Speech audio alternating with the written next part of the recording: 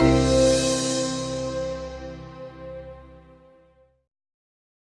everyone, welcome to Dr. Young's classes. Today we are going to study strategic leadership. By definition, strategic leadership refers to the ability to anticipate, envision, maintain flexibility, and empower others to create strategic change as necessary. In general, it includes 3 critical steps: use individual power and influence, direct the activities of your followers and partners, and then to pursue organizational success. To achieve strategic leadership, the first step in the process is to define a firm's vision, mission, and values. So basically, the leaders need to ask these 3 questions to themselves. What do we want to accomplish? How do we accomplish our goals? And what commitments do we make? Followed by the last slide, vision is the first component of strategic leadership. An inspiring vision helps employees find meanings in their work. Beyond monetary rewards, it allows employees to experience a greater sense of purpose. People have intrinsic motivation to make the world a better place through work activities. Also, a truly meaningful, inspiring vision makes employees feel they are part of something bigger. This is highly motivated and in turn can improve organizational performance. Here are some key aspects of vision. First, vision captures an organizational aspiration. Also, it identifies what is ultimately want to accomplish. Third, vision motivates employees to aim for a target.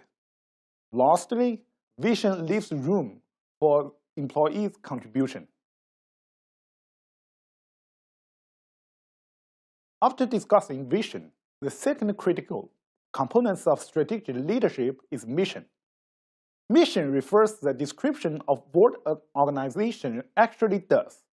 It includes 2 perspectives. First, the products and the services the company provides. Second, the markets in which the company competes. To be effective, firms need to back up their visions and missions with strategic commitment. Strategic commitment refers actions to achieve the missions that are costly, long-term oriented, and difficult to reverse. For example, the vision of Nike is to bring inspiration and innovation to every athlete in the world. Followed by this vision, they conduct R&D innovation and a marketing campaign globally. Also, they get involved in almost every major sports event in the world. Although many companies have powerful vision and mission statements, that's not enough.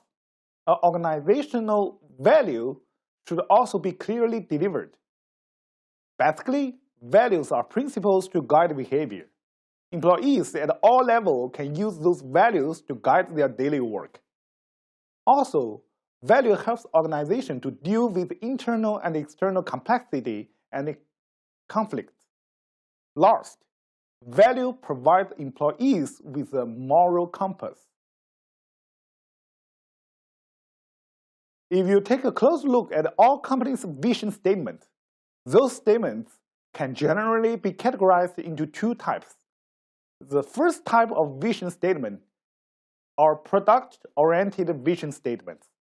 So basically, it defines a business in terms of a good or service provided. Because it is too detail-oriented, the product-oriented vision statement normally suffers some drawbacks. It is usually less flexible and leads to a myopic view. For example, the vision statement of CSX Railroad Company is to be the safest, most progressive North American railroad. In contrast, the other type of vision statements are customer-oriented vision statements. Basically, those statements define a business in terms of providing solutions to consumer needs rather than the specific products and services. For example, the vision statement for Google is to organize the world's information and make it universally accessible and useful. Similarly, the mission statement for IBM is to be the best service organization in the world. As you can feel, compared with the product-oriented vision statement, they are more inspiring, flexible, and ready to adapt to the changing environment. Regarding strategic leadership, organizational ethic standards and norms are very important. Some ethnic values have two important functions. First, they form a solid foundation on which a firm can build its vision and mission, and thus lays the groundwork for long-term success. Second, values serve as the guardrail put in place to keep the company on track when pursuing its vision and mission in its quest for competitive advantage. Another important point regarding organizational ethics is the role modeling effect. To illustrate, without commitment and involvement from top managers, any statement of values remains merely a public relationship exercise. Employees tend to follow values practiced by their strategic leaders. They observe the day-to-day decisions of top managers and quickly decide whether managers merely paying the lip service to the company's stated value. Organizational core value must be lived with integrity, especially by the top management team. Unethical behavior by top managers is like a virus that spreads quickly throughout the entire organization. Everybody wants to learn how to be a strategic leader. However, strategic leaders are not homogeneous. They vary, and sometimes they vary a lot. For example, Steve Jobs was known as a passionate, offbeat, abrasive leader and CEO who demanded perfection and excellence from his staff. Jobs always felt that he knew best what the next big thing should be. Under his top-down, autocratic leadership, Apple didn't engage in market research because Jobs firmly believed that people do not know what they want until you show it to them. Tim Cook, on the other hand, continues to seek to achieve excellence at Apple, but he does so with a distinctive different management style. He has made an immediate point to stress transparency and teamwork within Apple organization. Cook tends to have a very calm demeanor, and he's much more approachable than Jobs was. Another interesting question is that people always wondering how CEOs spend their day life. Here's the answers. Based on the study result from Harvard Business School, CEOs spend most of the time interacting with a wide array of parties, inside and outside of the organization.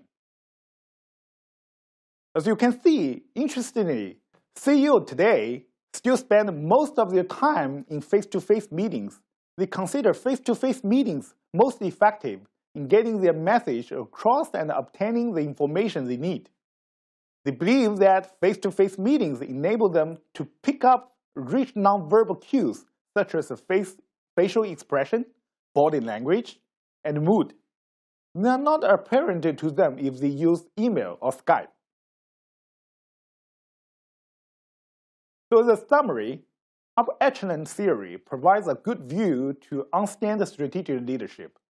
In a nutshell, the theory claims that organizational outcomes reflect the values of top management team. In addition, leadership actions reflect leaders' age, education, career experience, and personal interpretation of a situation. Also, strong leadership is a result of not only innate ability, but also continuously learning. This pyramid is a great map to show how do you become a strategic leader. According to this pyramid, effective strategic leader goes through a natural progression of 5 distinct levels, from level 1, highly compatible individual, to level 5, executive. Each level builds upon the previous one.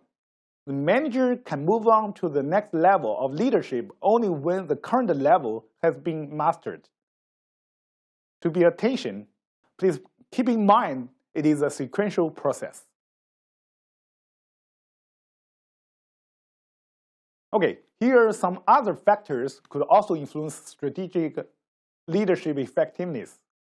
For example, whether the top management team members have diverse educational background, personal experience, whether the chairman of the board also serves the CEO, what we call is the CEO duality.